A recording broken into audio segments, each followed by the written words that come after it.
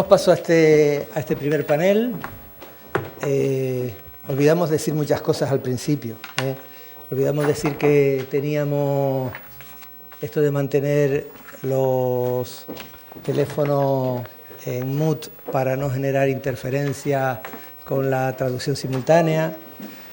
Olvidamos decir o no nos percatamos de quien desee tener elementos de traducción simultánea los tiene disponibles a la entrada.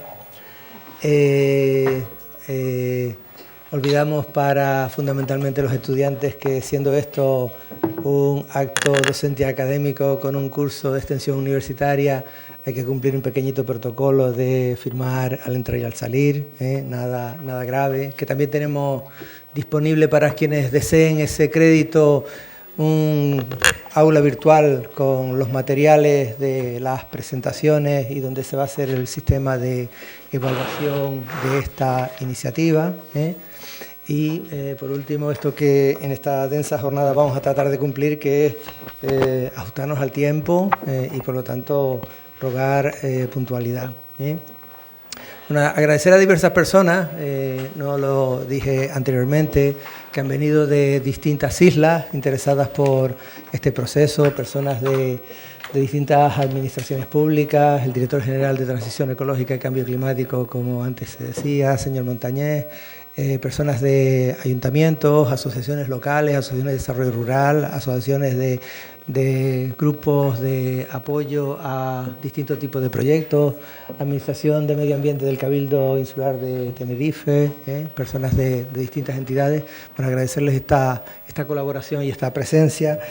Yo solo voy a presentar brevemente el panel que toma lugar a continuación, que es un panel que hemos definido Canarias, transición energética y emergencia climática.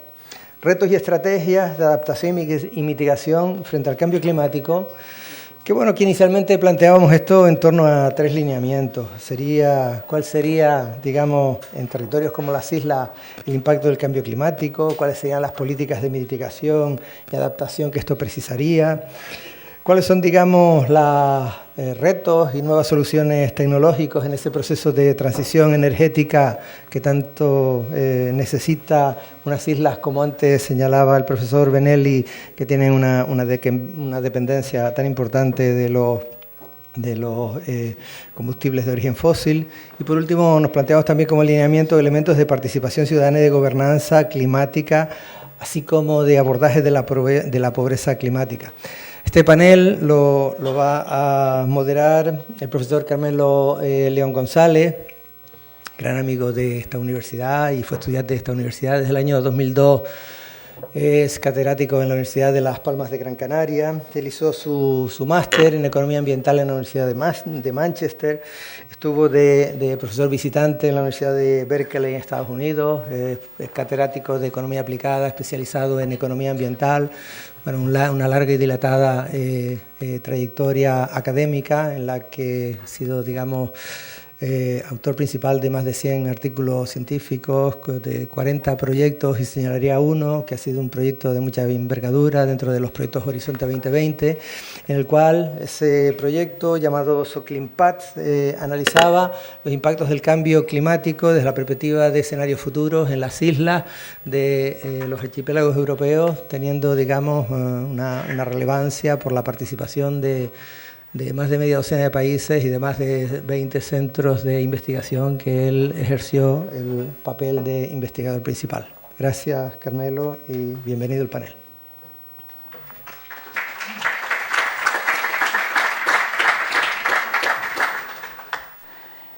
Pues, como les decía, tenemos un panel de lujo de especialistas en el tema de la emergencia climática, del cambio climático, de las energías renovables. Y la primera persona que va a intervenir es Xavier Lavandeira, que es catedrático de Economía de la Universidad de Vigo, además de director del Grupo de Investigación en Ciencias Sociales de Galicia, ECOVAS, y miembro de centros de investigación en el Massachusetts Institute of Technology, en Estados Unidos, del Instituto Elcano, en Madrid y un especialista pues también en todos los temas de políticas climáticas. Ha participado pues, en los informes del IPCC, del Panel Intergubernamental del Cambio Climático, y un referente en las políticas de clima. Un gran divulgador también de todas estas cuestiones y contamos pues, con su presencia. Es un honor para nosotros tenerlo aquí con nosotros. También va a intervenir, pues en segundo lugar, Nuria Albet, que Nuria pues, es doctora en física, licenciada también en física, doctora en nanotecnología, bionanotecnología, y una especialista en energías renovables con una dilatada experiencia en cómo activar procesos de participación social para transformar el uso de la energía y la promoción de las energías renovables, formando comunidades energéticas, la promotora de La Palma Renovable, de la Palma de Energía Bonita en La Palma. Realmente un trabajo muy importante y muy interesante, un ejemplo de cómo tenemos que o podemos activar procesos de transformación y de transición rápida desde el punto de vista energético. Y en tercer lugar va a intervenir la profesora Noemí Padrón, que es profesora titular de la Universidad de La Laguna en Economía, también Economía Aplicada, y que también es una importantísima especialista en los temas de economía ambiental, políticas ambientales, con aplicaciones a diferentes campos, desde los mercados de emisiones, los residuos, la energía, el agua, con una gran capacidad para entender los problemas del mundo real y afrontarlos desde las perspectivas científicas, multidisciplinares, una excelente sensibilidad para todos los problemas que tiene la interacción entre los humanos y la naturaleza. Es también doctora por la Universidad de Carlos III de Madrid, además de tener formación en Estados Unidos, un máster en Economía Ambiental.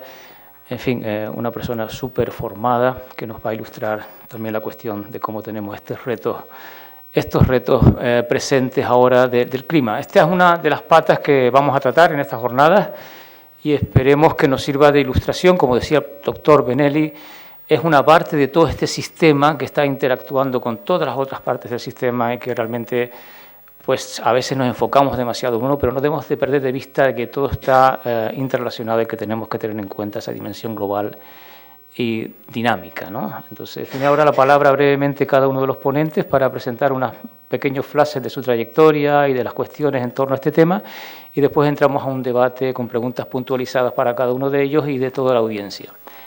De acuerdo. Pues por favor, Xavier, cuando pueda. Buenas tardes. Gracias, Carmelo, por estas amables palabras. Y para mí es un placer y es un honor estar aquí en la Universidad de La Laguna y participando en esta jornada, además, en la que la Universidad de Las Palmas también tiene un papel importante. He tenido, además, el placer de poder... He tenido también el placer de poder dar un seminario esta mañana aquí y ayer en Las Palmas, de manera que es un plan completo. Bueno, me ha pedido Carmelo que entre en 5 minutos un poco en una introducción general sobre los desafíos, sobre el problema climático. Yo soy un economista, ¿no? Como él, y nosotros, pues bueno, digamos que podemos dar algunas pistas más en lo nuestro, pero voy a intentar, digamos, que aterrizar en lo nuestro a partir de una descripción general. Después en las preguntas entiendo que vamos a entrar de una manera un poco más específica en la situación canaria, en los desafíos y algunas de las cosas de las que vamos a hablar, pues podremos aterrizar entonces mejor, ¿no? Bueno, yo creo que el primer mensaje es que la situación es realmente problemática, es preocupante, ¿no? Tenemos unas emisiones de gases de efecto invernadero muy elevadas, que no hemos podido corregir al revés. Se han ido aumentando en los últimos años, en las últimas décadas. Nuestra aproximación internacional al problema, al protocolo de Kioto de los años 90, pues claramente no funcionó y ahora estamos en una arquitectura nueva, después voy a hablar brevemente de ella, que de momento tampoco está dando sus frutos, ¿no? Aunque yo creo que sí que ha superado bastante lo que teníamos antes, ¿no? El protocolo de Kioto, que es el Acuerdo de París, ¿no? Y digo esto porque realmente este año, desgraciadamente, el año pasado ya superamos el 1,5 grados de aumento de temperatura con respecto a la época preindustrial.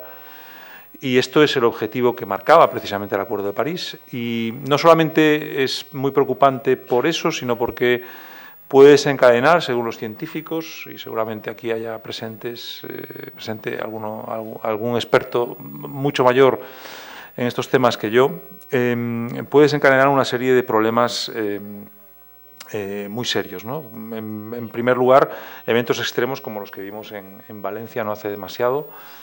Su ocurrencia, su intensidad puede ser mucho mayor. En segundo lugar, pues precisamente el IPCC se le asignó pues un poco esa labor de analizar si el paso de 2 grados, que era el objetivo máximo alcanzable en el Acuerdo de París, idealmente 1,5 grados, si ese paso de 2 grados a 1,5 grados era muy relevante, pues el IPCC dice que sí, que realmente podemos, manteniendo la temperatura más baja, tener ganancias muy importantes. Y esto es algo relativamente reciente. La literatura científica también nos avisa de efectos, lo que se llaman efectos de retroalimentación, o efectos de los tipping points también, que se pueden producir de manera mucho más frecuente. Y de hecho, si tenemos estos efectos de retroalimentación, que quiere decir que el planeta reacciona a esas mayores concentraciones y se produce ya un incremento de temperatura autónomo, pues es muy preocupante para nosotros, porque nuestra variable de control, que en estos momentos son las emisiones, y os voy a hablar después de políticas climáticas, ¿no?, que básicamente lo que intentan es controlar estas emisiones.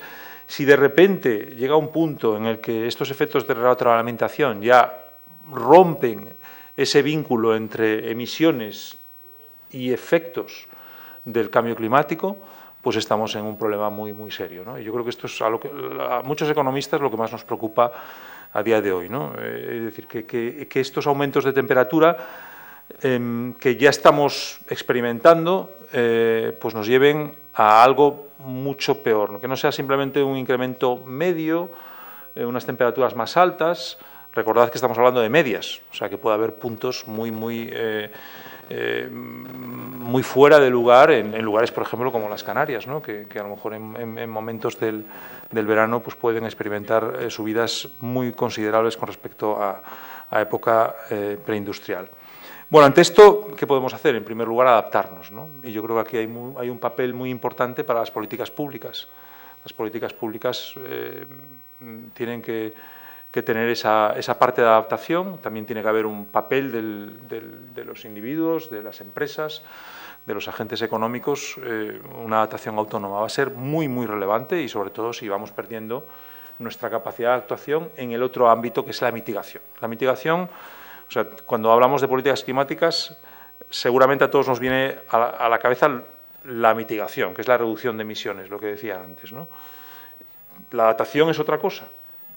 Pero si la mitigación falla, si tenemos esos problemas tan graves, pues tendremos que enfocar mucho más en la adaptación. O si los efectos cada vez son mayores, como estamos viendo. Bien, en la mitigación, pues básicamente lo que tenemos es tenemos que reducir emisiones a través de reducir combustibles fósiles. Los fósiles, el sector energético y el cambio climático son dos caras de la misma moneda. Yo creo que esto es muy importante que lo tengamos en cuenta. Gran parte de las emisiones vienen del sector energético y vienen en particular de la quema de los fósiles. Y esto es lo que está impidiendo que progresemos, porque si vemos la evolución del consumo de energía primaria a nivel global, vemos que tanto carbón como gas natural como petróleo siguen aumentando. Vemos un aumento continuo, y las renovables, que pueden ser nuestra salvación, vemos que están aumentando también, pero a un ritmo muy bajo. Tenemos que actuar muchísimo más intensamente ahí, muchas más renovables, ¿no?, que nos permitan sustituir esos fósiles, porque bueno, esa va a ser una de las claves. Y otra de las claves es reducir consumos de forma considerable. consumos energéticos, ¿no? Porque seguramente no seamos capaces con todas las renovables de sustituir ese volumen tan grande que tenemos de consumo energético. Para eso tenemos también tácticas, ¿no? La eficiencia energética, bueno, tenemos que hacer muchísimo ahí. A veces pensamos en las políticas climáticas, sobre todo en renovables, pero la eficiencia energética es crucial, ¿no? Es muy importante. Bueno, esto es un poco la fotografía que lamento, sobre todo para la generación joven que está en las últimas filas, pues que no son buenas noticias, al revés, son muy malas noticias y las vais a sufrir, sobre todo vosotros. Pero, bueno, que sepáis que tenemos medidas, ¿no? Tenemos por primera vez una arquitectura internacional más o menos sólida, el Acuerdo de París, que ya, a diferencia del Protocolo de Kioto, coge a todos los países del mundo, establece objetivos que sí que son voluntarios por parte de cada país y políticas que deben ir detrás de estos objetivos. Esta voluntariedad es relativa porque si se agregan todos esos objetivos y las políticas y se ve que no llegan, pues el propio mecanismo, no hay que buscar un nuevo protocolo, un nuevo acuerdo, sino que el propio mecanismo se autorregula, ¿no? Y esta es la situación en la que estamos hoy en día, que estamos con subidas realmente muy superiores a los 2 grados. Estamos seguramente en un entorno más bien aproximándonos 2,5 grados, tirando un poco más, ¿no? Imaginaos, si ya decimos que puede haber tipping points y feedback effects desde 1,5 grados, pues con 2,5 grados de aumento de temperatura media puede ser realmente catastrófico, ¿no? Bueno, dentro de este Acuerdo de París, lo que más nos interesa a nosotros, para ir centrando un poco el debate, es lo que hacemos nosotros, ¿no? Dentro del Acuerdo de París, lo que hace pues, Canarias, España, la Unión Europea. Y básicamente es la Unión Europea la que actúa aquí. Es decir, que España no envía sus objetivos y sus políticas, sino que es la Unión Europea la que hace esto por todos. Es decir, funciona como un único país a estos efectos, ¿no? Y la Unión Europea realmente tiene de los objetivos más ambiciosos que hay hoy en día. Tiene una historia de una política climática muy consistente, muy potente. Aún así, los fósiles siguen reinando en la Unión Europea, pero si comparamos lo que ocurre a nivel global y a nivel europeo, pues veremos que menos, el carbón prácticamente está decreciendo mucho y petróleo y gas natural están más o menos estabilizados y las renovables están creciendo mucho más que a nivel global. Pero aún así estamos también muy, muy lejos de conseguir pues esa sostenibilidad de la que se nos hablaba antes, ¿no? Bueno, dentro de la Unión Europea pues tenemos el objetivo de ir a una sociedad descarbonizada en torno al 2050. Y para eso tenemos objetivos previos, ¿no? Tenemos uno ya muy marcado en el año 2030, que es un objetivo muy ambicioso, de reducir prácticamente bueno, más de la mitad, el 55% de nuestras emisiones con respecto al año 90, ¿no? Esto es un objetivo muy, muy ambicioso y que bueno, pues no hemos conseguido todavía, pero que estamos bueno, yendo hacia ahí, ¿no? Y ahí tenemos problemas también. Y un problema importante es el sector transporte. Quizás después podemos hablar un poco más en el debate, ¿no? Que es el que claramente está retrasando la progresión y donde seguramente tengamos que actuar pues mucho más, ¿no? ¿Qué ha hecho la Unión Europea para conseguir esto? Bueno, pues ha establecido un paquete que se llama el Fit for 55, que sería algo así como estar preparados o estar listos para el 55, esa reducción del 55, que está a la vuelta de la esquina. Recordad, estamos en el año 25 y estamos hablando de objetivos para el año 30. Ese Fit for 55 tiene características muy similares a las políticas climáticas que ya se llevan desarrollando en la Unión Europea desde prácticamente hace 15 años, ¿no? O más, 20 años. Están muy centradas las políticas europeas en los incentivos. Ahí los economistas yo creo que hemos influido bastante, ¿no? en poner precios del carbono, en poner los precios bien, ¿no? Tenemos un mercado de carbono que es muy potente, que está lanzando señales muy poderosas. Para que os hagáis una idea, en torno a 80 euros por tonelada de CO2 que tienen que pagar las industrias europeas en estos momentos por emitir. Son cifras muy considerables y que ya están próximas a lo que creemos que puede ser el coste social de carbono. Que creemos que puede estar en torno a 100, 80 dólares, 100 dólares por tonelada de CO2. Ya estamos aproximados. Lo que ocurre es que hay todo un sector que se encuentra fuera de este mercado de comercio de emisiones, que son pues, el sector agrícola, el sector transporte y algún otro sector que hay por ahí, que prácticamente representa la mitad de las emisiones europeas y donde tenemos los problemas, ¿no? Y por eso, y esto va a tener impactos en Canarias, sin duda, la Comisión, bueno, en primer lugar, ha reforzado el mercado de comercio de carbono existente, ha creado un nuevo mercado de comercio de carbono que se llama el ETS2, que va a afectar a la edificación y al transporte. Esto no está en debate, está aprobado todo. Y puede llevar a incrementos bastante significativos en los próximos meses de los precios de los carburantes. A la vez, en este último paquete ha incluido un componente bastante fundamental, y viendo lo que está pasando en el mundo, pues mucho más, especialmente desde la llegada de Trump al poder en Estados Unidos, que es el ajuste en carbono en frontera.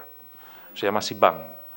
Esto quiere decir que si se producen importaciones de terceros países que no tengan políticas climáticas similares a las nuestras, se va a poner un ajuste, pues se está poniendo ya un ajuste considerable.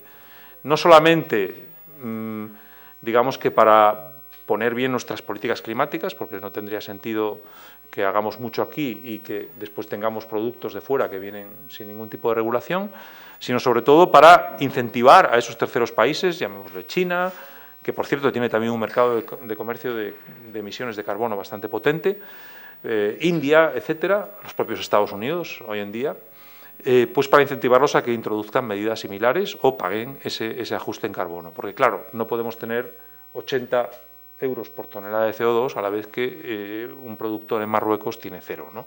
Tenemos que actuar claramente ahí. Bueno, yo creo que esto nos presenta un montón de desafíos, de barreras, lobbies industriales, lobbies sociales, territoriales, que realmente son perdedores con políticas tan intensas, desigualdades. A lo mejor Noemí nos va a hablar un poco después de esto, pero realmente, claro, cuando suben precios de la energía, productos básicos, esto va a generar cambios de comportamientos que son deseados, pero también puede generar cambios, bueno, puede generar impactos de equidad muy importantes, que también sabemos cómo podemos resolverlos. Claro, la cuestión es tener la intención de hacerlo, ¿no?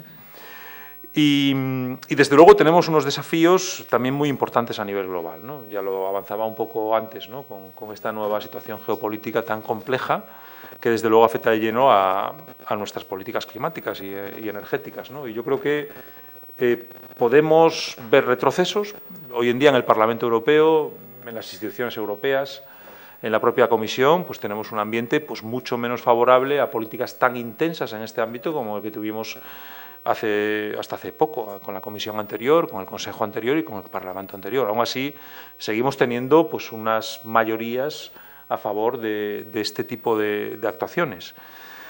Quizás, bueno, pues el nuevo entorno internacional tan negativo para nosotros, así a primera vista, pues no sea tan negativo desde una perspectiva de nuestras políticas climáticas, porque fijaos, nosotros lo que queremos ahora, en estos momentos, seguramente es reducir dependencia. Reducir dependencia de los americanos, del gas natural, reducir dependencia de los rusos, del gas natural también, reducir dependencia de los fósiles. Cuanta más renovable tengamos, cuanta más eficiencia energética tengamos, muchísimo mejor. Nos va a hacer mucho más seguros. En segundo lugar, queremos más competitividad. Queremos ser más competitivos también con estos países que están abanderando hoy pues un cambio un poco en esas reglas de juego, ¿no? Y aquí podemos ser competitivos seguramente, desarrollando nuevas tecnologías, nuevos métodos de combinar pues nuestro mix energético para ser sostenibles, etcétera. Yo creo que ahí tenemos también parte de nuestra del futuro, ¿no? Entonces, bueno, quizás un mensaje mixto, ¿no? Por un lado, grandes desafíos, grandes problemas. Estamos cada vez más solos en el mundo, en esto. Yo creo que Europa se está convirtiendo también en esto como casi un farol, ¿no? Y a ver si somos capaces de mantenerlo. Y esto, pues, bueno, pues va a depender un poco de si somos capaces de resistir esa ola del resto del mundo que va hacia otro camino, o si somos capaces de aprovechar esa ola y, precisamente, jugando con esa menor dependencia, jugando con más competitividad y jugando pues, a que los impactos del cambio climático van a ser brutales en todo el mundo, pues consigamos intensificar pues, las labores de China, que está haciendo bastante, por cierto. No caigamos tampoco en que China no hace nada, que, bueno, solamente voy a decir ahora una cosa. China ha instalado este año pasado más renovables que el resto del mundo junto. Y nos ha facilitado además al resto del mundo pues la mayor parte de nuestras renovables, las placas solares y un montón de... Entonces, bueno, cuidado con eso y ya sabemos lo que está pasando con los coches eléctricos también, ¿no? Que están produciendo una gran cantidad y están facilitando también la entrada de estos vehículos y en otras economías, ¿no? No solamente en la China. Bueno, yo con esto yo creo que paro, seguramente he consumido más de los 5 minutos. Disculpas, Carmelo. Muchas gracias, Xavier. A continuación, Nuria, por favor.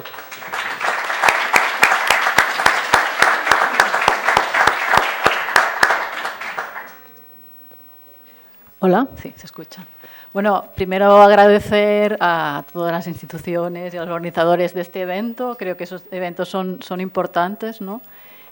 También un lujo estar en esta mesa de economistas de este nivel, especialmente como física, que no todos los economistas me gustan, pero esto me gusta, ¿no? Porque podemos hablar de flujos energéticos y económicos y de economía real, que creo que es lo importante en los retos que tenemos hoy en día, porque de retos tenemos muchos. Creo que Javier ya ha hecho una muy buena introducción, ¿no? No voy a empezar a hablar sobre los retos climáticos porque a mí realmente cada vez que me preguntan para dar una charla me cuesta más, porque la situación es más y más compleja. Y si fuera poco, de repente, ¿no? Pasan las cosas como pasan en Estados Unidos, que de repente no escuchas los tambores de guerra que parece que se van acercando más para unos que para otros, pero estamos en una situación realmente complicada. Seguramente hace 5 años no nos creeríamos que estaríamos donde estamos ahora mismo. Y en todo esto yo también me hago preguntas, ¿no? Y agradezco que unas jornadas así se hable de sostenibilidad, porque también, como decía Michael antes, ¿qué significa sostenibilidad? ¿Y qué significa sostenibilidad en Europa? Ahora decías también, ¿no? Que somos un poco una excepción en el mundo.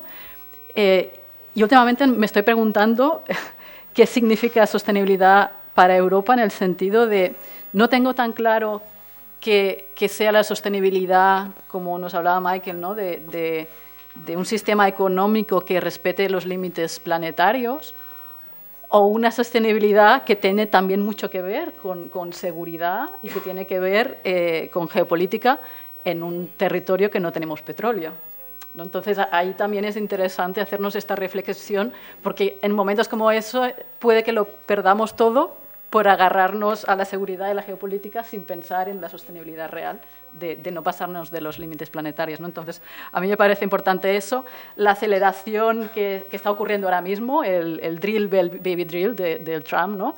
Yo creo que Trump igual, o sea, no voy a decir nada bueno, evidentemente, de Trump, pero casi es como una caricatura del sistema. Y yo creo que nos está poniendo el espejo de cosas que antes no eran claras y ahora está claro. Y Trump, si una cosa entiende, es que si quieres hacer America Great Again, necesitas energía. Y con las renovables no hay suficiente. Hablabas, ¿no?, que tenemos que ahorrar eficiencia, pero para generar titanes, ¿no?, de una gran potencia que lucha contra otra gran potencia, Rusia, contra China, eso se tiene que hacer con petróleo. Entonces aquí ya es como el decaer como el pozo, ¿no?, de la absurdidad del momento en el que estamos, que nos obliga a pararnos y repensar el por qué estamos haciendo las cosas y cómo necesitamos cambiar de modelo económico en un mundo en que los líderes parece que van por una dirección que nos llevan al desastre. Y para mí lo importante es qué hacemos entonces, ¿no?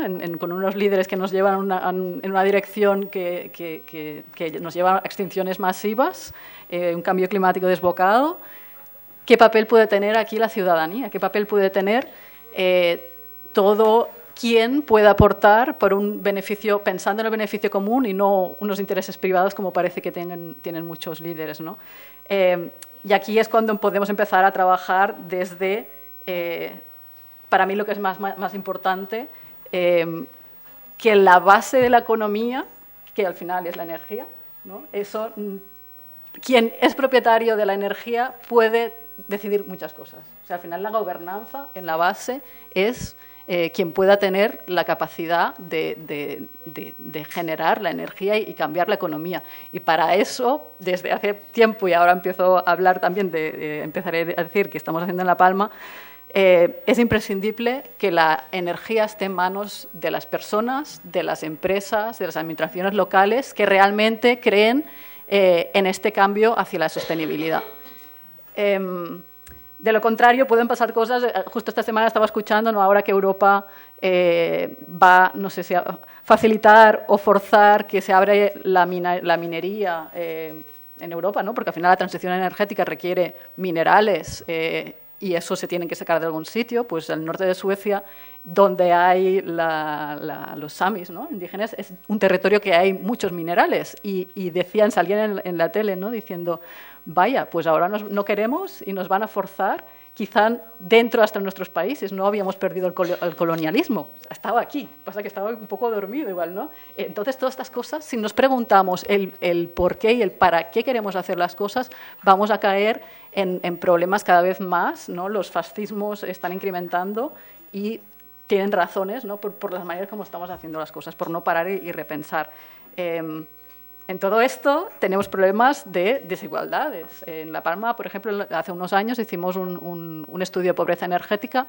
Nos salieron los datos, por ejemplo, o sea, yo no me los esperaba, ¿eh? El 26% de la población respondía que no podía mantener su casa a una temperatura adecuada viviendo en Canarias.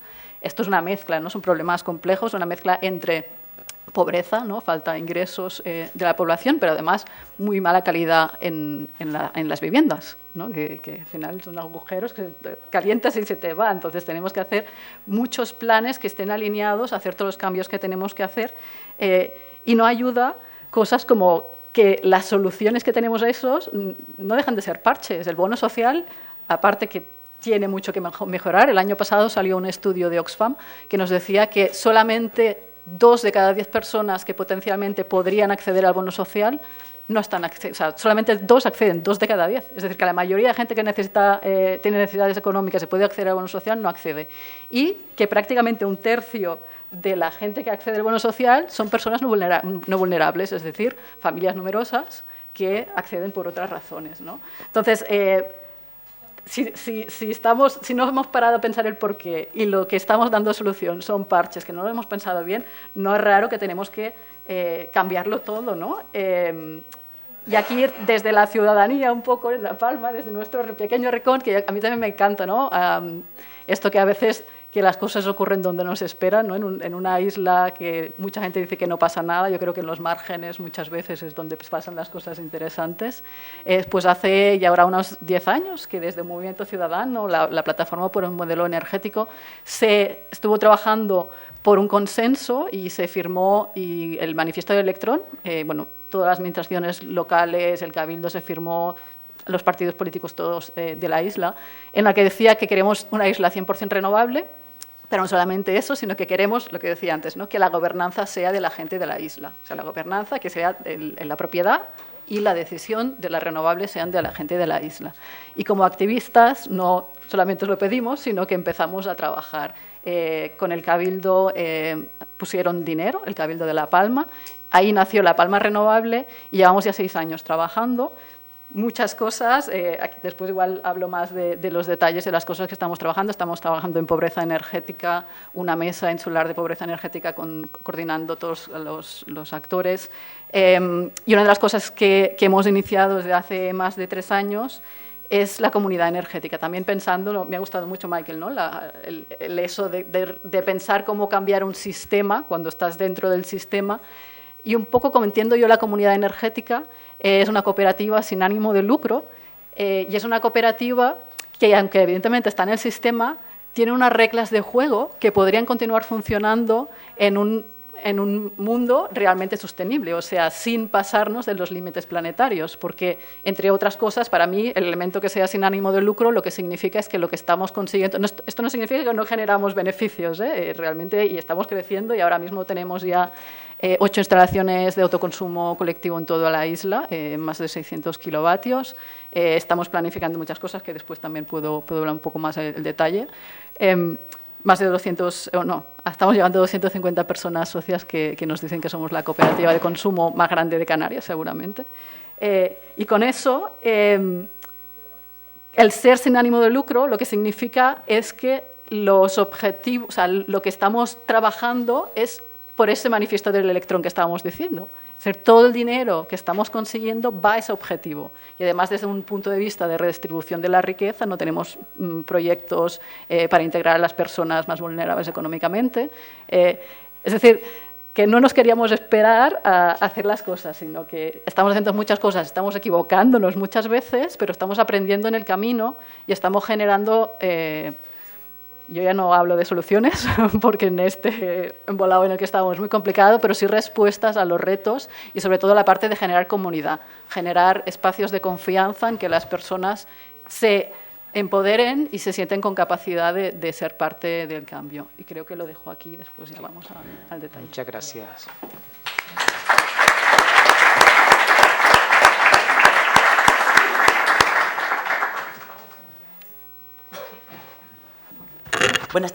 Buenas tardes a todos. A mí también me gustaría agradecer la invitación que me han hecho mis compañeros, Carlos Fernández, Carmelo, a participar en este debate, sobre todo de lujo porque aparte de ser amigos y compartir una trayectoria profesional de muchos años, ahora pues también se ha unido Xavier Lavandeira, con el que a mi vuelta de Estados Unidos yo estaba trabajando en el diseño de mercados de contaminación en aquella época, bueno, empezando, y Javier estaba también en otro ámbito, que era la fiscalidad ambiental, y juntos descubrimos, ¿no? Íbamos un poco construyendo este nuevo mundo de los incentivos económicos en el contexto de la lucha contra el cambio climático, que era una problemática también que aparecía nueva, ¿no?, para lograr la descarbonización. Y, por supuesto, con Nuria, que está haciendo un trabajo espectacular en La Palma con estos procesos de descarbonización. Bien, yo soy economista también, profesora de la Universidad de La Laguna desde hace unos años, también tengo una trayectoria internacional. Yo empecé en Estados Unidos. Quiero quitarle un poco de hierro. Esta sesión está un poquito rígida, demasiado... Y estamos en un ámbito académico en el que yo creo que se tienen que dar las condiciones para que exista ese debate y ese intercambio de información.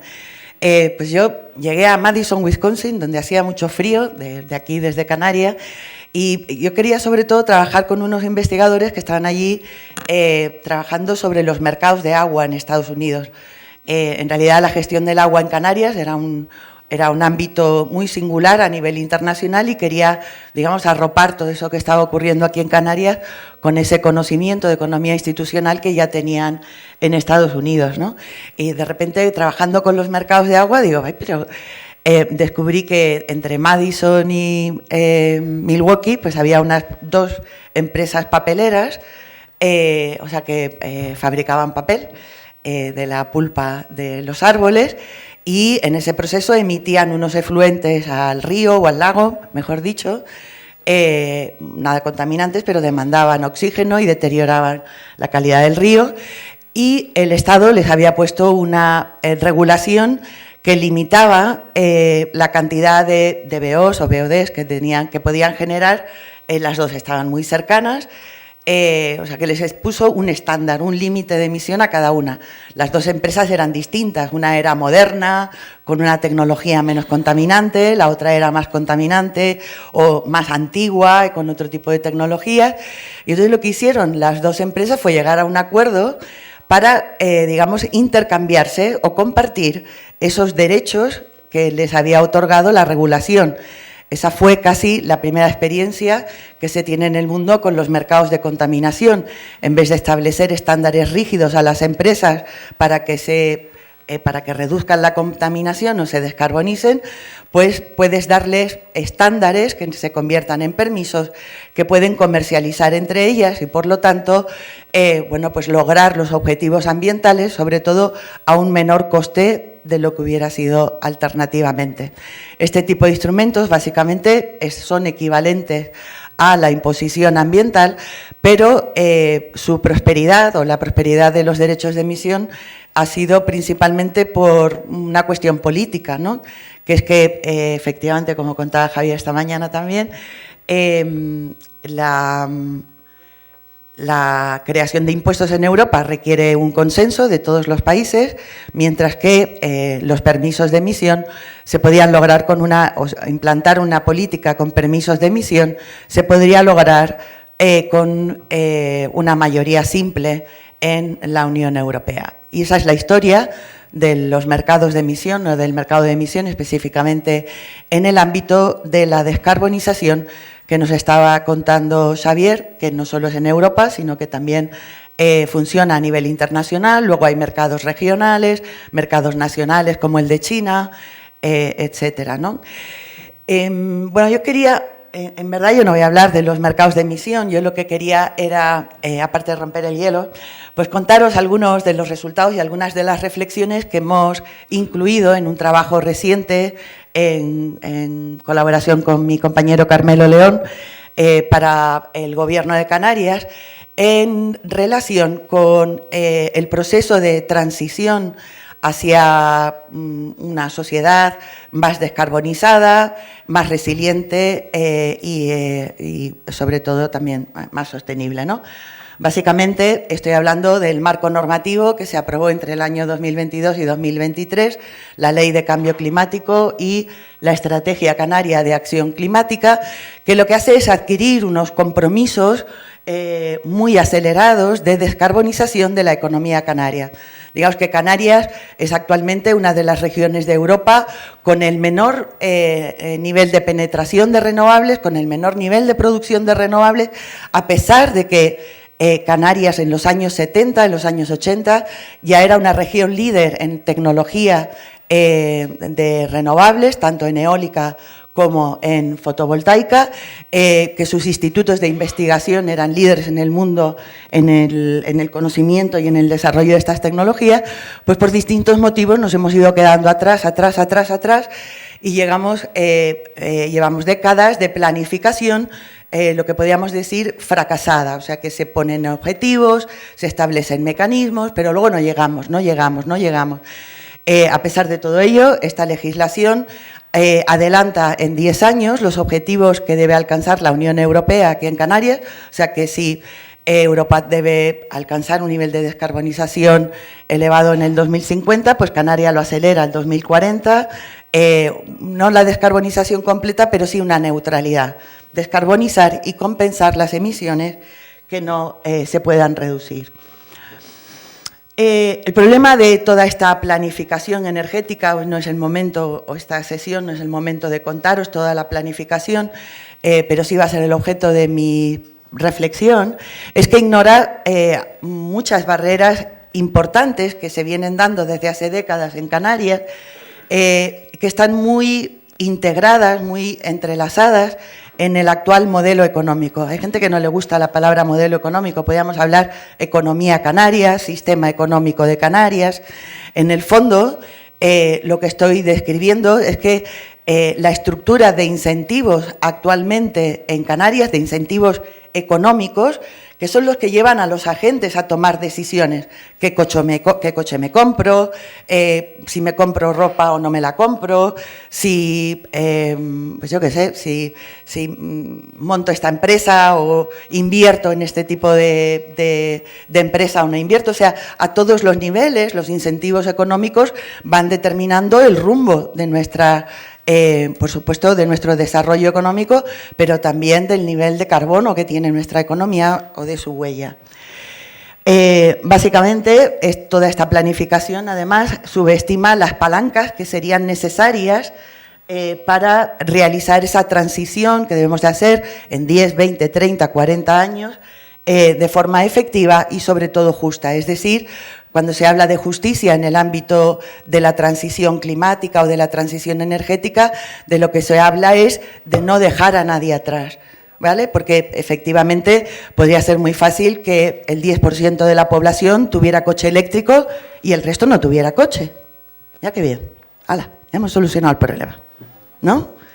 problema es toda la población y la vulnerabilidad en la que entra esa población cuando no puede adquirir bienes y servicios que son básicos para desarrollar su vida o sus actividades económicas, sean empresas o sean trabajadores que vamos dejando atrás porque los sectores en los que están trabajando se van quedando obsoletos, desfasados o quiebran o desaparecen en ese contexto de transformación de nuestros sistemas económicos. Bueno, las principales barreras que presenta el sistema económico canario no son muy distintas de las barreras que hay a nivel internacional.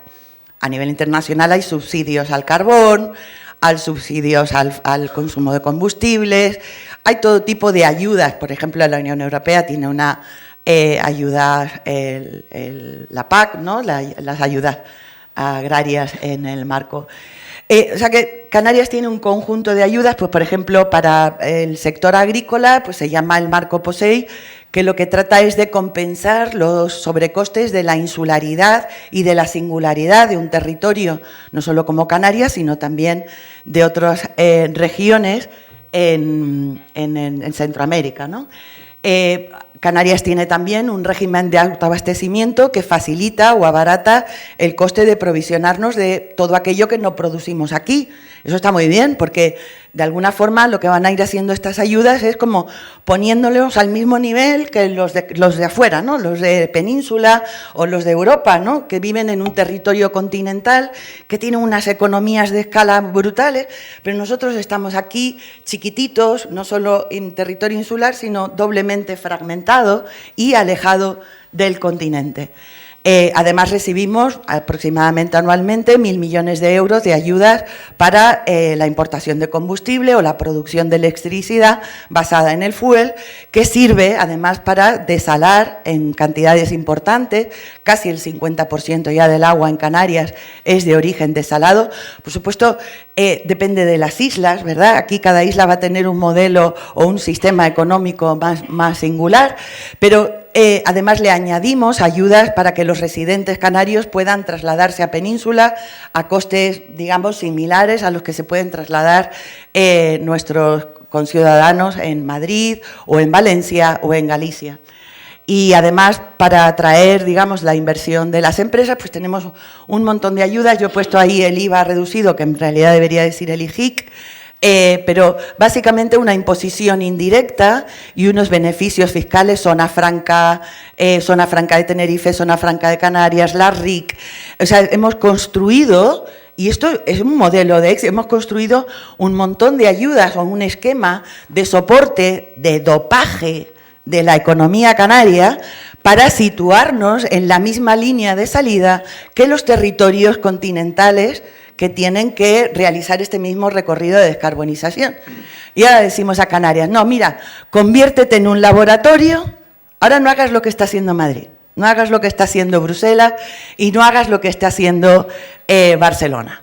Ahora tú mira tu territorio, mira tus recursos, mira tus personas, tu capital humano, ¿vale? Y ahora inventa, de alguna forma, ese proceso de transición aprovechando tus propias oportunidades y tus singularidades.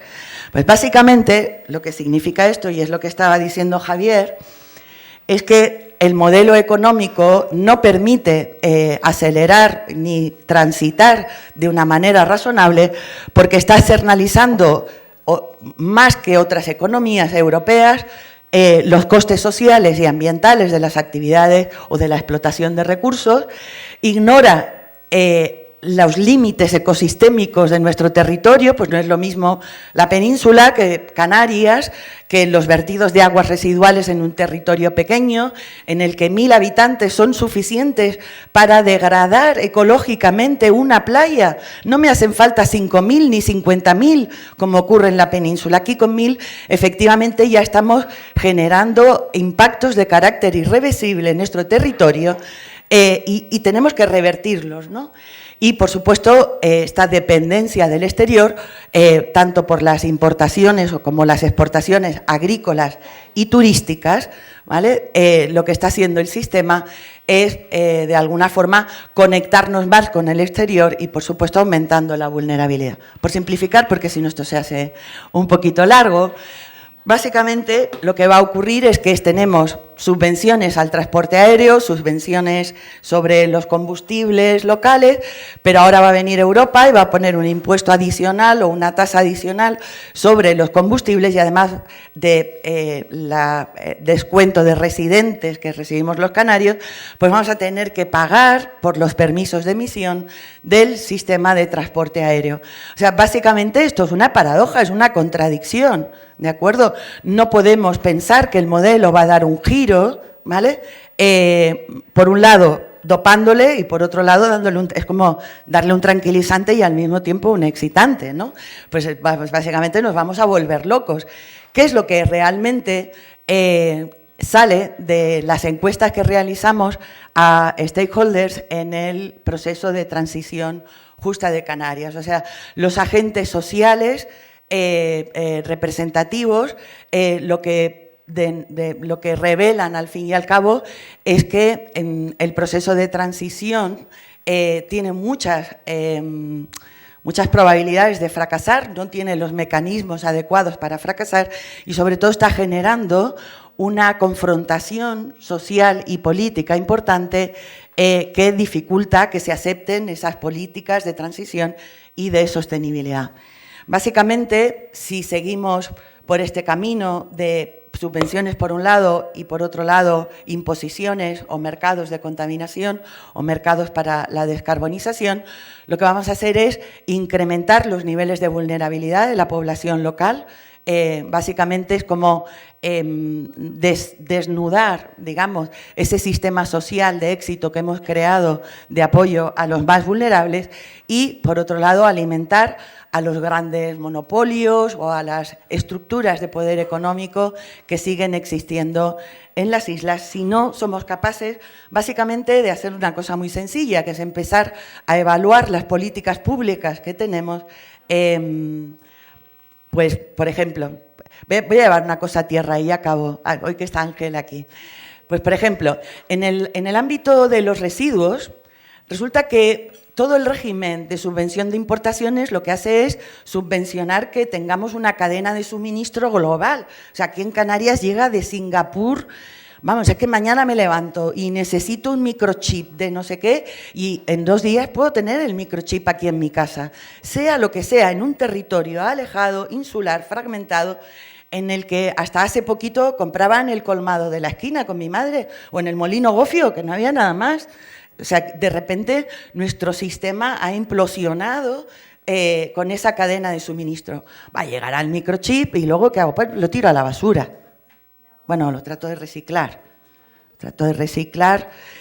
Claro, ¿qué es lo que está ocurriendo en Canarias con todos esos residuos que genera esa cadena de suministro? Pues básicamente la lejanía y la doble insularidad hace que la logística inversa de llevarnos todos esos residuos fuera pues sea muy cara. Además son 1.300.000 toneladas al año aproximadamente en Canarias de residuos que tendríamos que sacar de aquí, tendríamos que devolvérselo a los chinos o a los americanos, pero no nos lo recogen ni nos pagan el traslado y acaban en el vertedero. Eso si no somos capaces de implementar sistemas de separación y de reciclaje de todos esos materiales. ¿Qué es lo que ocurre? Que a los sistemas de responsabilidad ampliada del productor, eso que llamamos ecoembes, ecovidrio, pues esos son sistemas nacionales y sus objetivos son nacionales. Y en Canarias es donde más le cuesta recuperar el material.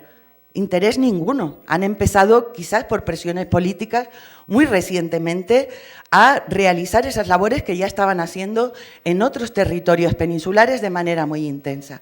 ¿Qué es lo que tiene que hacer Canarias? Y es un ejemplo de política, y con esto termino. Pues renegociar los objetivos. Canarias tiene que tener sus propios objetivos de separación y de reciclaje para todos los sistemas de responsabilidad ampliada del productor. ¿Qué va a ocurrir con el impuesto de vertido que acaba de entrar en vigor, digamos, de la Ley Nacional Nueva de Contaminación? Pues que pagaremos más por la gestión de residuos, porque eso no se va a trasladar, o sea, los incentivos económicos que se ponen a nivel nacional no se trasladan al consumidor aquí en Canarias. Yo no me beneficiaré si reciclo, yo no me beneficiaré si separo la basura. Es más, voy a pagar más por la basura, voy a pagar más por el punto verde en todos los sistemas de separación y reciclaje, voy a pagar por el vertedero, ¿de acuerdo? Y voy a pagar un impuesto además por verter adicionalmente a partir de ahora y nada habrá cambiado en el sistema, porque los agentes sociales, eso incluye a la administración y al resto de, digamos, actores que están en este sistema, básicamente los incentivos no les están llevando por ese camino. O sea, el nivel de imposición o de impuestos o de castigo que deberían de recibir los que contaminan en Canarias para cambiar el modelo es mayor o mucho más, digamos, mucho menos equitativo de lo que ocurriría en Península. Así que esa es la trampa en la que yo, digamos, reflexiono que estamos, y esa es la trampa profunda en la que tenemos que reflexionar para dirigirnos a la sostenibilidad. Muchas gracias y disculpen.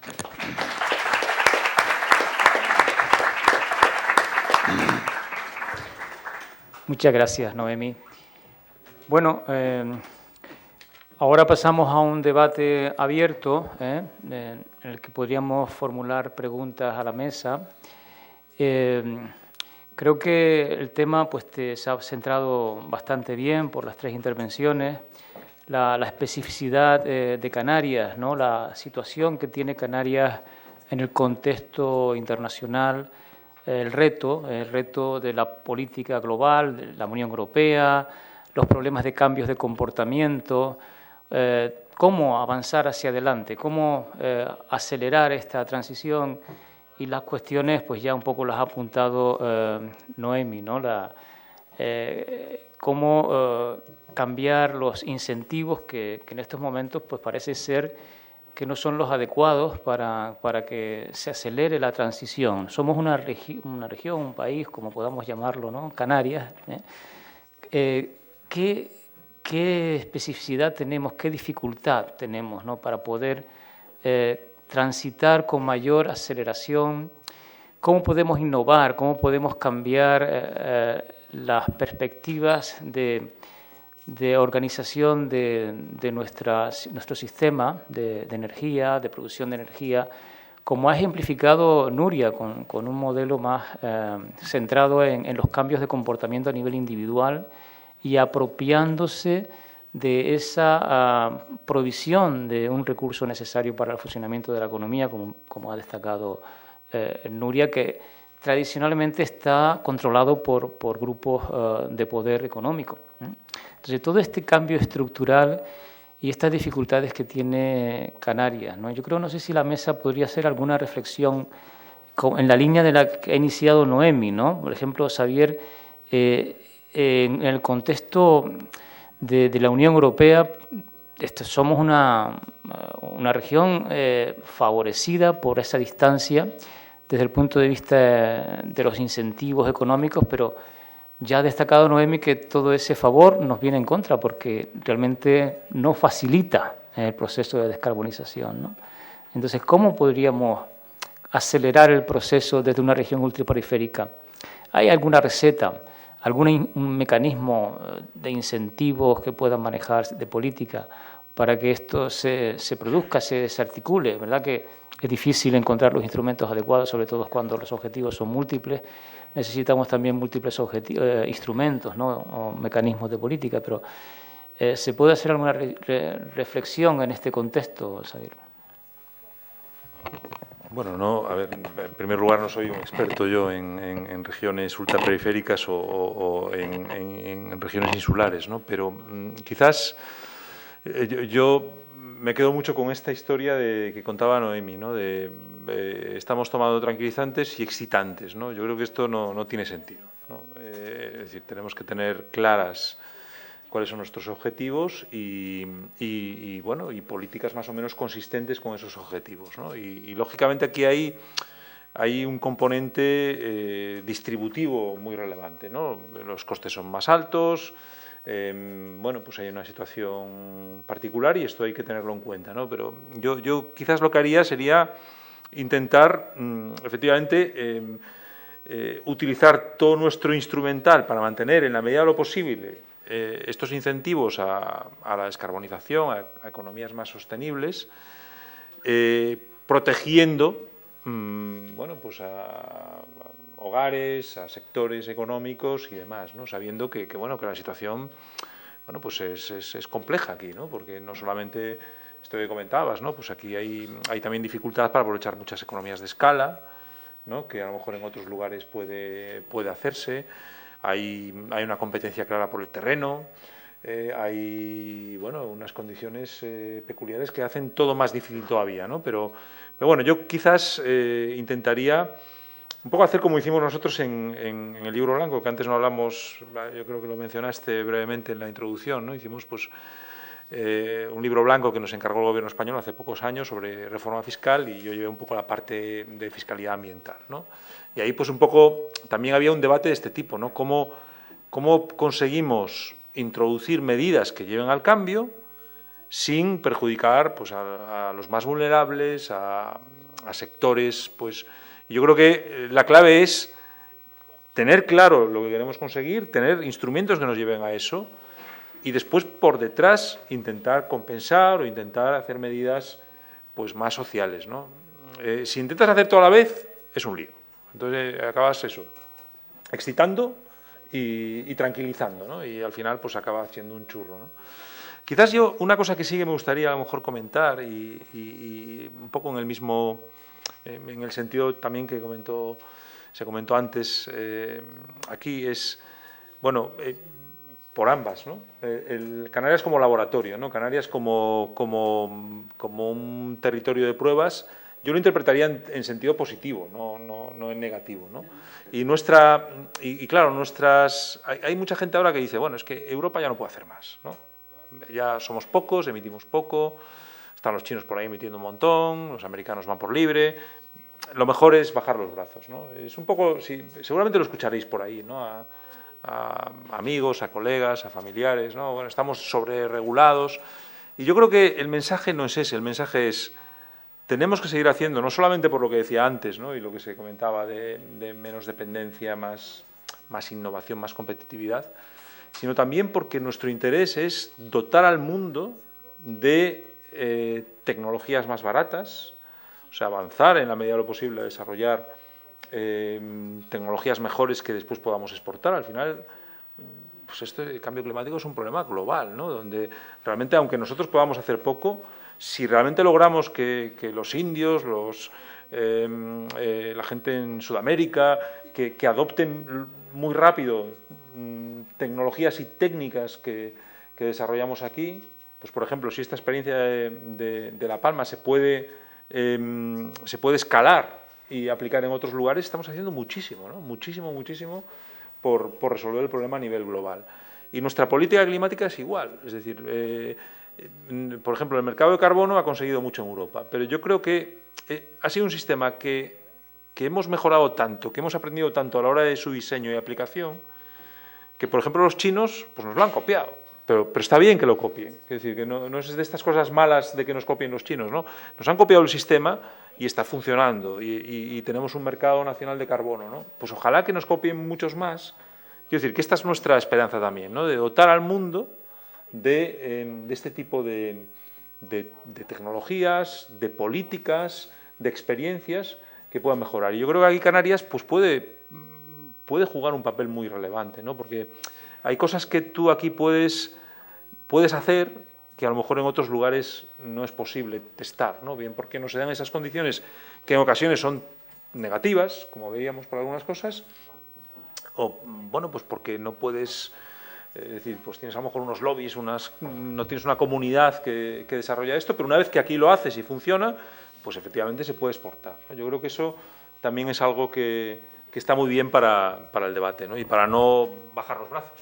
Sí, precisamente esa idea, ¿no?, del laboratorio de Canarias, ¿no?, de la experimentación, supone pues una oportunidad que siempre se ha resaltado, ¿no?, de cómo podríamos dotarnos de innovación en nuestros sistemas de gestión de los recursos y de las construcciones sociales para mejorar nuestras relaciones con el ambiente, con el entorno. Y de hecho, la experiencia de Nuria es un ejemplo de éxito que yo creo que debería ilustrarnos cómo conseguir que la ciudadanía, los individuos, las personas participen de una forma más acelerada en los procesos de implicación con la adopción de energías renovables, porque si a partir de lo pequeño podemos escalarlo, como dices, ¿no?, y en una isla, porque la isla está acotada, ¿no?, desde sus recursos son humanamente finitos, socialmente, ambientalmente finitos, podríamos tal vez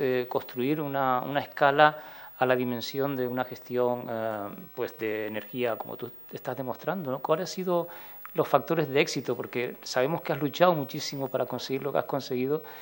Si podrías un poco ilustrarnos en estos aspectos. Sí, bueno, empezar diciendo que Nuria no está sola.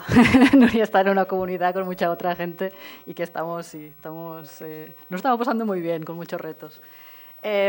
Sí, es complejo y sobre todo porque muchas veces yo creo que todo lo que se ha estado hablando hasta el momento de los incentivos económicos es muy importante, pero no olvidemos que el despliegue, o sea, es el marco, después se tiene que desplegar y ejecutar y llegar a cosas, porque a nosotros todavía nos llega ahora gente que, no sé si se acuerdan, hace unos años que se cambió el sistema eléctrico por tramos, que hasta Ana Rosa Quintana hablaba en la tele, que todo el mundo hablaba en la tele, de poner las lavadoras por la noche, pues todavía ahora hay gente que pone las lavadoras por la noche y les mira su factura y no se ahorra ni un céntimo, porque su factura no está por tramos. Entonces, la importancia de la formación, de la participación, de una gobernanza real es clave, y es un poco también lo que estamos haciendo, ¿no? Y en todo este trabajo que llevamos haciendo desde hace años, yo creo que lo podemos dividir en dos partes, ¿no? Porque muchas veces nos encontrábamos, damos talleres, charlas, y siempre somos los mismos frikis energéticos de siempre, frikis con cariño, porque me considero yo también friki energética, pero ¿cómo hacemos para realmente llegar? Y aquí creo que podemos dividirlo en dos patas, ¿no? Una, hemos empezado a trabajar mucho más desde la cultura, trabajando con gente de la cultura. Hacemos el Festival de la Buena Energía, porque al final todos estos cambios que tenemos que hacer como humanos, muchos de ellos nos dan miedo.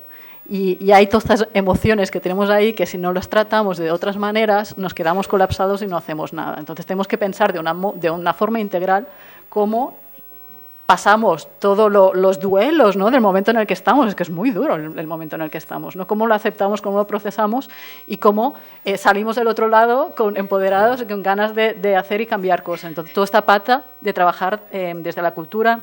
Tenemos un club de lectura que para mí es como terapia colectiva, ¿no? Que damos cada 2 semanas, nos leímos libros muy duros de transición energética y cambio climático. Bueno, ahora en realidad no, estamos leyendo un libro de cómics que se llama Ecotopías, de vez en cuando nos leemos un poco de esperanza, pero esta parte es muy importante. Y la otra parte de participación, la que nos hemos dado cuenta que es muy importante también, yo llevo muchos años trabajando desde el cooperativismo, que muchas veces participamos cuando entendemos desde la necesidad lo que tenemos que hacer. Es decir, si hablamos de cambio climático, cosas como muy lejanas, que mucha gente lo percibe como no es algo de su día a día, es difícil que la gente te venga a participar, pero cuando hablas de cada mes tienes que pagar una factura eléctrica, ¿no? De repente, dentro de esta necesidad, se apunta la gente del barrio. Es decir, ahora estamos haciendo instalaciones de autoconsumo colectivo en el pueblo y vienen a las reuniones gente que no había visto nunca antes, porque vienen ahí por diferentes razones. Algunas que se quieren ahorrar dinero en su factura, otras porque odian Endesa simplemente, quieren cambiar el sistema y ahora tienen una herramienta para poder cambiar. Y otras porque, bueno, por el tema de medio ambiente también, ¿no? Y de repente todas estas personas diferentes se reúnen en una sala y vemos que tenemos herramientas para cambiar y, sobre todo, una palabra que a mí me parece muy interesante, ¿no? El hecho de que se devuelve la dignidad a estas personas que muchas veces nos habían quitado, ¿no? El hecho de simplemente pagar a final de mes, sentirte estafado cada mes y no poder hacer nada, y ahora de repente tengo control sobre mi factura. Entonces yo creo que estas dos partes, cuando alguien aprende a leer una factura de la luz ya es brutal, es como wow, ¿por qué no me lo enseñaron en el cole? ¿No? Pues estos procesos son súper importantes. Bueno, vamos a, que nos queda poco tiempo, y vamos a abrir un poco el debate a si alguien quiere intervenir del público, por favor, es el momento. Sí. Bueno, gracias por estar ahí, gracias por organizar la jornada y gracias por traer conocimiento, por transmitir conocimiento. Hablando de optimismo y de pesimismo, hay una cosa muy importante que yo creo que debemos tener todo en cuenta, sobre todo los que tenemos cierta edad, que es que cómo gestionamos todo esto hace 50 años, 60, 40 o 30.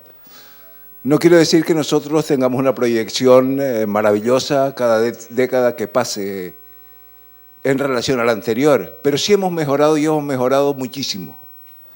Analicemos qué comíamos, cómo vestíamos, cómo gestionábamos nuestras libertades, de qué manera nos informábamos, qué difícil era leer cosas, había que ir a una biblioteca que si era pública no estaba bien dotada, cómo accedíamos a la formación, es decir, como sociedad necesitamos progresar y necesitamos mejorar nuestro estado del bienestar, eso es algo ineludible. Y estamos en el proceso de que a Europa, de que a Canarias, este estado del bienestar que hemos venido tejiendo no se nos venga abajo por parte de nadie. Y ese estado del bienestar incorpora la sostenibilidad como parte de nuestra salud personal y colectiva. Pero vamos a darnos un golpe de optimismo y pensemos que no hemos hecho otra cosa en los últimos 50 años que progresar. Yo creo que a cualquiera de los de la mesa le resultaría difícil. ¿Podría formar una pregunta, por favor? No voy a hacer mi reflexión, no quiero preguntar nada, pero quiero dar mi opinión, porque creo que es importante. Si alguna de la mesa, y quiero dar optimismo, porque ya lo comentaba Nuria, que le parecía que no estábamos insuflando suficiente optimismo, y a mí me gustaría darlo. Estamos mucho mejor que antes, y con este tipo de discusiones mejoraremos la situación actual. Gracias. Muchas gracias, muchas gracias. Bueno, ¿algún comentario desde la mesa? ¿Alguna otra pregunta, por favor?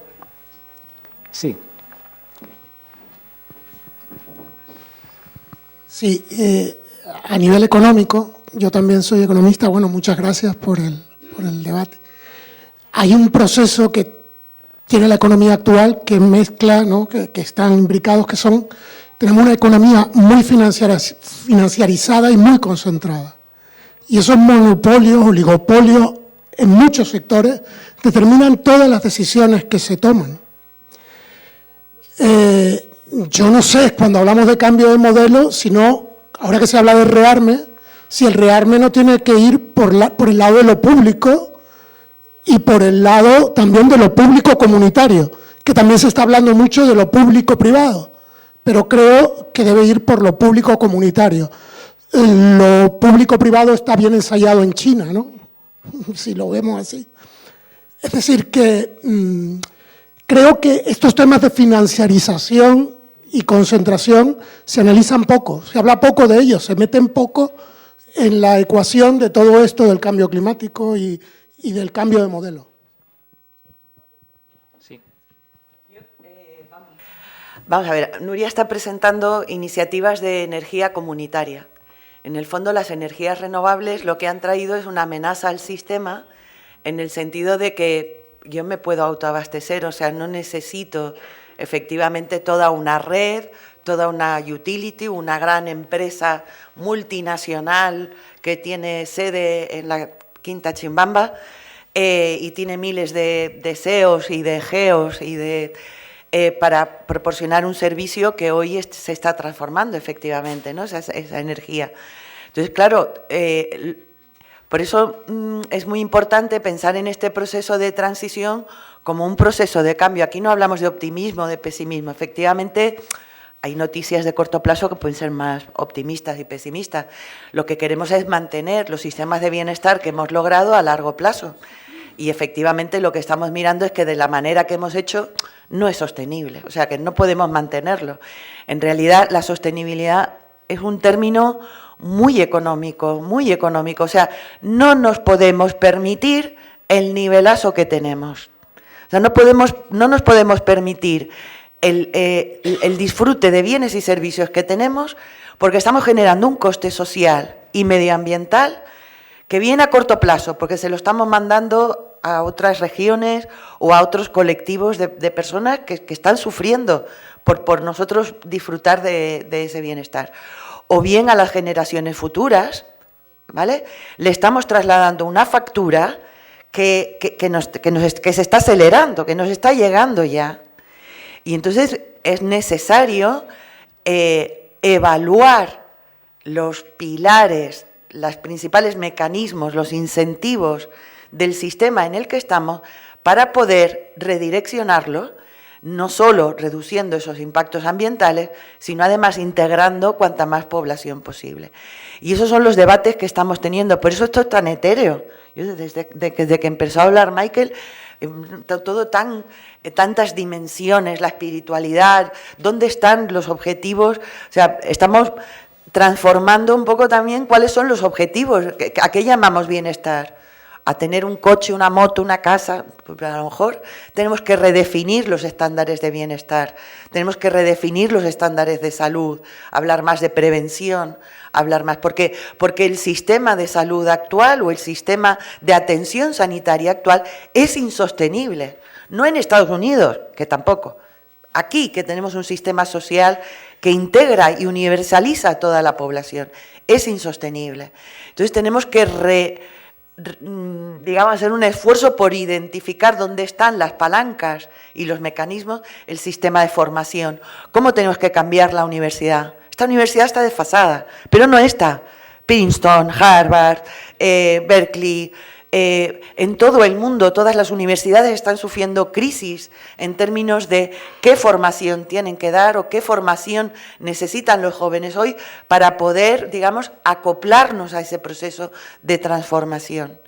Y eso es lo que estamos haciendo aquí, reflexionando un ratito, porque en realidad nos va a llevar décadas, posiblemente incluso generaciones, modificar esta senda, ¿no?, de crecimiento.